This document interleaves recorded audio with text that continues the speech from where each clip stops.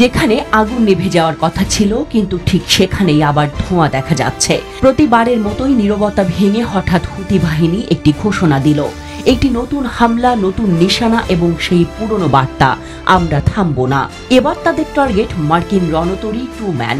দাবি অনুযায়ী Yemeni Houthi সেনারা ড্রোন ও ক্রুজ ক্ষেপণাস্ত্র দিয়ে এই রণতরী ও এর সঙ্গী যুদ্ধজাহাজগুলোর উপর দীর্ঘ সময় ধরে অভিযান চালায়। তাদের বক্তব্যে উঠে আসে আল্লাহর সাহায্য, পবিত্র দায়িত্ব আর সেই বার্তা, আমরা ফিলিস্তিনিদের পাশে আছি। তবে মার্কিন নৌবাহিনী বরাবরের মতো এবারও কোনো ক্ষয়ক্ষতির কথা স্বীকার করেনি। আর এই হামলার বিষয়ে এখনও সরাসরি কোনো আনুষ্ঠানিক মন্তব্য আসেনি সেন্টকম থেকেও।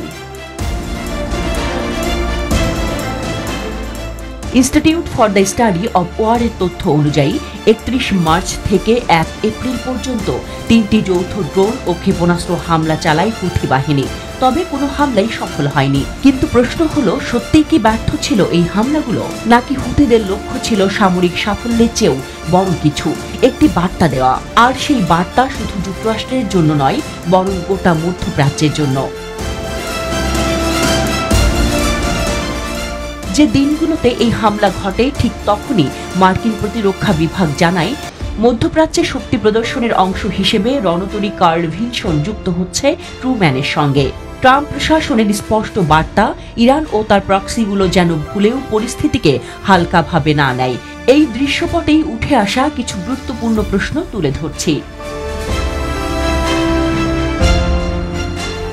প্রশ্ন ১, হুথিদের ধারাবাহিক হামলার পেছনে রাজনৈতিক লক্ষ্য আসলে কি? হুথিদের এই সব আঘাত কেবল প্রতিশোধ নয়, বরং আঞ্চলিক রাজনীতিতে নিজেদের প্রতিষ্ঠিত শক্তি হিসেবে তুলে ধরার কৌশল। তারা প্রমাণ করতে চাচ্ছে যে মার্কিন আধিপত্য আর কার্যকর নয়। এই হামলা ফিলিস্তিনের পক্ষেও, কিন্তু তার চেয়েও বেশি এই আঞ্চলিক প্রতিরোধ ফ্রন্টে নিজেদের অবস্থান শক্ত করা। প্রশ্ন ২, যুক্তরাষ্ট্র কেন বারবার হুথিদের হামলার সফলতা অস্বীকার করছে? এই অস্বীকৃতি কৌশলগত, কারণ একবার হামলার স্বীকৃতি দিলে প্রতিক্রিয়ার চাপ বেড়ে যাবে।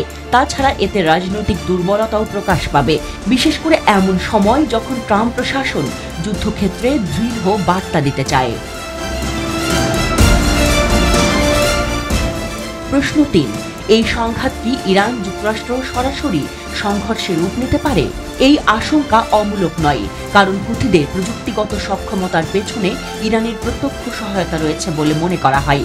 যদি প্রমাণিত হয় যে ইরান এই আঘাতে সরাসরি যুক্ত, তাহলে ট্রাম্প প্রশাসনের প্রতিক্রিয়া আরও করা হবে, এবং তখন রেড সি কেবল একটি যুদ্ধপথ নয়, বরং বৃহৎ যুদ্ধের সূচনা বিন্দু হয়ে উঠতে পারে।